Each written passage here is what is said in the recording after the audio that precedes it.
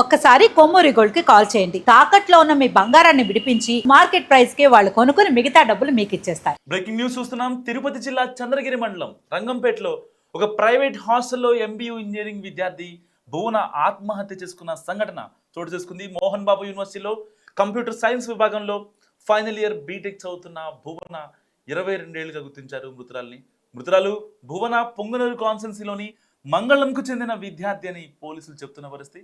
ఎంబీయూలో జరుగుతున్న అరాచకాలపై ప్రభుత్వం స్పందించాలంటూ విద్యార్థి సంఘాలు ఇటు నినాదాలు చేస్తున్నారు. కాలేజ్ బయట వాళ్ళు ఆందోళన చేస్తున్న పరిస్థితి. సో సమాచారం అందుకున్న చంద్రగిరి పోలీసులు మృతదేహాన్ని రుయామాచుడికి తరలించారు. ఆత్మహత్యకు గల కారణాలు ఇంకా తెలియాల్సి ఉందని చంద్రగిరి సిఐ సురేష్ కుమార్ తెలిపారు. సో విద్యార్థిని ఆత్మహత్యకు సంబంధించిన అన్ని కోణాల్లో దర్యాప్తు చేస్తామని కూడా పోలీసులు తెలిపారు. మోహన్ బాబు యూనివర్సిటీలో ఎంబీయూ చదువుతూ ఆత్మహత్య చేసుకున్న భువన తండ్రి స్పందించారు. తన కుమార్తె ఎందుకు ఇలా చేసిందో తెలియదని 17 లక్షల ప్యాకేజ్తో ఉద్యోగం వచ్చిందని, తమ కష్టాలు తీరుతాయనే లోపే ఆనందంలో ఉండగా ఇలాంటి విషాద ఘటన జరిగిందని కన్నీరు మున్నీరయ్యారు భువన తండ్రి.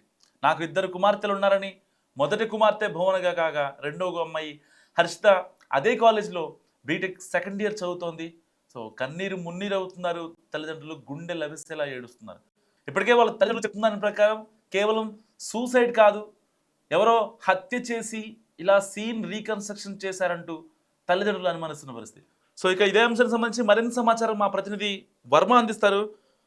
వర్మ, చెప్పండి, అసలు భువన ఎలా సూసైడ్ చేసుకుంది? దీని వెనకాల ఇంకేమన్నా కారణాలు ఉన్నాయా? మనోజ్, మోహన్ బాబు యూనివర్సిటీకి చెందిన మరో విద్యార్థి సూసైడ్ చేసుకోవటం ప్రస్తుతం తీవ్ర కలకలం అయితే రేపుతోంది. తిరుపతి జిల్లాలో రంగంపేటలో ఉన్న మోహన్ బాబు యూనివర్సిటీలో ఈ ఈ ఈ ఘటన అయితే చోటు చేసుకుంది. అయితే విద్యార్థిని తాను ఒక ప్రైవేట్ హాస్టల్లో సూసైడ్ చేసుకుంది. బీటెక్ ఫైనల్ ఇయర్ చదువుతున్న విద్యార్థిని భువన ఈ ఘాతుకానికి అయితే పాల్పడింది.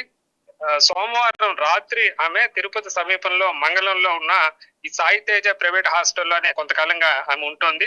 అయితే నిన్న విద్యార్థులు ఎవరు లేని సమయంలో చూసుకొని ఫ్యాన్ కు ఉరి వేసుకొని ఆత్మహత్య చేసుకుంది.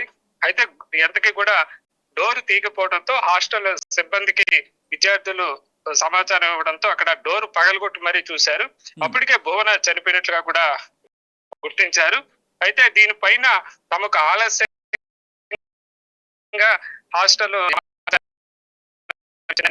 భువన చేస్తున్నారు. వెంటనే పోలీసులు కూడా ఘటనా స్థలానికి చేరుకొని మృతదేహాన్ని రుయా ఆసుపత్రికి కూడా తరలించారు.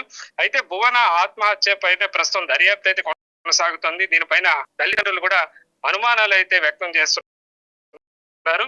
భువన పొంగరికి చెందిన సురేంద్ర రెడ్డి జారకిల కుమార్తె. ఆమె డేటా సైన్స్ ఫైనల్ ఇయర్, ఆమె బీటెక్ ఎంబీఏలో చదువుతుంది. 96% తో ఆమె ఉత్తీర్ణత కూడా అయినట్లుగా కూడా తల్లిదండ్రులు చెప్తున్నారు. ఈ మధ్యనే భువనకు 17 లక్షల ప్యాకేజీతో మంచి కంపెనీలో ఉద్యోగం కూడా వచ్చినట్లుగా కూడా వాళ్ళు చెప్తున్నారు. అయితే తమతో ముందు రోజు రాత్రి తమ కుమార్తె మాట్లాడిందని, అయితే తర్వాత రోజు ఈ విధంగా ఆత్మహత్య చేసుకున్నదన్న వార్త వినడంతో జీర్ణించుకోలేకపోయని చెప్పి వాళ్ళ ఆవేదన అయితే వ్యక్తం చేస్తున్నారు.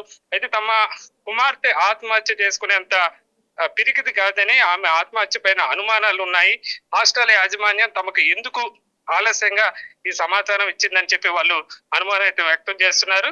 అయితే మరోవైపు మోహన్ బాబు యూనివర్సిటీ కూడా సంబంధించి కూడా ఈ మధ్య కాలంలో తరచూ వివాదాలు వస్తున్న నేపథ్యంలో అదే యూనివర్సిటీకి సంబంధించిన ఈ విద్యార్థిని ఆత్మహత్యకు పాల్పడటం కూడా ప్రస్తుతం అనుమానాలకైతే దారి తీస్తోంది. అయితే భువన ఆత్మహత్య చేసుకున్నది మాత్రం వేరే ప్రైవేట్ హాస్టల్ అయినప్పటికీ కూడా ఆమె బీటెక్ చదివింది మాత్రం మోహన్ బాబు యూనివర్సిటీలోనే కావటం గమనార్హం. మొత్తం మీద భువన సూసైడ్ పైన పూర్తి స్థాయిలో దర్యాప్తు చేసి ఏదైనా నిజాలు బయటకు తీసుకురావాలని చెప్పి తల్లిదండ్రులు, బంధువులతో పాటు ఆమె స్నేహితులు, విద్యార్థులు కూడా కోరుతున్న పరిస్థితి అయితే ఉంది. మరోజు మొత్తం మీద విద్యార్థిని ఆమె బీటెక్ పూర్తి చేసుకొని మంచి లక్ష్యం వైపు, మంచి భవిష్యత్తు కోసం ఎదురు చూస్తున్న భువన ఎందుకు ఆత్మహత్యకు పాల్పడిందన్న ఒక ప్రశ్నార్థకంగానే ఈ అంశం మిగిలిపోయిందని చెప్పొచ్చు. దీనిపైన పోలీసులైన విచారణలో బయటకు వస్తుందో లేదో చూడాల్సిన పరిస్థితి అయితే ఉంది. Manoj, thank you Varma. అప్డేట్స్తో మళ్ళీ కనెక్ట్ అవ్వండి. Thank you so much. So ఇది భువన ఆవేదన. ఎవరు అర్థం చేసుకోలేదు.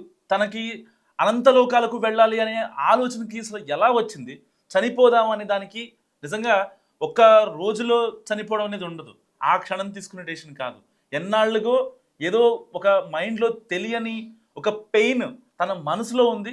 సో దానివల్లే సూసైడ్ చేసుకుందని కూడా ఇటు తల్లిదండ్రులు చెప్తున్న పరిస్థితి. సో ఆవిడ సూసైడ్ చేసుకున్న తర్వాత ప్రాథమికంగా కేవలం ఆవిడ ఆత్మహత్య చేసుకుందని ఇటు పోలీసులు నిర్ధారిస్తున్న పరిస్థితి. ఓకే, ఒకవేళ కాలేజ్ దగ్గర నుంచి ఇంకేమన్నా ఎక్స్టర్నల్ ఫోర్స్ యాడ్ అయిందా, లేదు ఇంకెవరన్నా తనని ఇబ్బంది పెట్టారా అన్న యాంగిల్లో కూడా ఇప్పుడు పోలీసులు విచారిస్తున్న పరిస్థితి. ఏదైనప్పటికీ క్షణికావేశంలో తీసుకుంటున్న కొన్ని నిర్ణయాల వల్ల నిజంగా ఫ్యామిలీలో తల్లిదండ్రులు కావచ్చు, వాళ్ళ అక్క చెల్లెళ్ళు, పిన్నులు, బాబాయిలు వాళ్ళు ఎలా తీసుకుంటారు అనే ఒక ఆలోచన లేకుండా తీసుకునే నిర్ణయాల వల్ల నిజంగా డైరెక్ట్గా ఇక్కడ ఇబ్బంది పడుతుంది ఒక అమ్మాయి మాత్రమే. ఇబ్బంది పడింది, ఆ అమ్మాయి తిరిగి రాని లోకాలకు వెళ్ళిపోయింది. కానీ ఇండైరెక్ట్గా ఇబ్బంది పడే వాళ్ళ గురించి ఒక్క నిమిషం అంటే చావడానికి అంత గట్స్ కావాలి, మరి అదే గట్స్ బతకడానికి ఎందుకు పెట్టలేదు అనేది ఇక్కడ $1 మిలియన్ ప్రశ్నగా ఉండబోతుంది. నిజానికి రీసెంట్గానే భువనకి క్యాంపస్ ప్లేస్మెంట్లో జాబ్ వచ్చింది. యానం ప్యాకేజ్ 17 లక్షలు, అంటే నెలకి 1,50,000 వరకు గ్రాస్ ఉంటుంది. 1,30,000 నుంచి 1,40,000 వరకు ఆవిడకి మంత్లీ టేక్ హోమ్ ఉంటుంది. మరి అంత బాగా చదివి ఇటు ఎడ్యుకేషన్ పరంగా 96%తో ఉంది బీటెక్లో. మరి మామూలు విషయం కాదు 96% బీటెక్లో అంటే. 10th ఇంటర్లో అంటే అనుకోవచ్చు, కానీ ఎవరికైనా గ్రాఫ్ తగ్గుతూ ఉంటుంది అనమాట, అంటే హైయర్ స్టడీస్ వెళ్ళే కొద్దీ కూడా. ఇలాంటి నేపథ్యంలో భువన మరి ఇంత టాలెంటెడ్గా ఉండి అంటే అంత పిరికిగా ఉందా? ఇటు పిరికితనం గురించి వాళ్ళ తల్లిదండ్రులు కూడా చెప్తున్న పరిస్థితి. ఎట్టి పరిస్థితుల్లో మా అమ్మాయి అంటే ఒకరికి హామ్ చేసే క్యారెక్టర్ కాదు, అలాని తనకి తాను డిగ్రేడ్ అయ్యే క్యారెక్టర్ కాదు, డిస్కరేజ్ అయ్యే క్యారెక్టర్ కాదు, అసలు అంత పిరికిది కాదు అని చాలా కరాఖండిగా చెప్తున్నారు వాళ్ళ తల్లిదండ్రులు. మరి ఆ అమ్మాయిని భువనని ఎవరు చంపారు, చంపేలా ఎవరు చేశారు, తను ఆ ఎక్స్ట్రీమ్ డెసిషన్ తీసుకోవడానికి గల రీజన్ ఏంటి అనే దానిపై ఇప్పుడు పోలీసులు ఫోకస్ పెట్టారు. సో ప్రతిదానికి అంటే ఒక కేర్ ఆఫ్ కాంట్రవర్సీగా ఎంబీఓ మారుతుంది. ఇంతకుముందు కొన్ని గొడవలు, అంతకుముందు కొన్ని గొడవలు. సో మళ్ళీ ఈ యొక్క విద్యార్థుల ఆత్మహత్యలతో నిత్యం ఎంబీయూ వివాదాల్లో ఉంటుందని చెప్పుకోవచ్చు. సో మరికొద్ది సేపట్లో పోలీసులు దీనిపై క్లారిటీ ఇచ్చే అవకాశం ఉంది.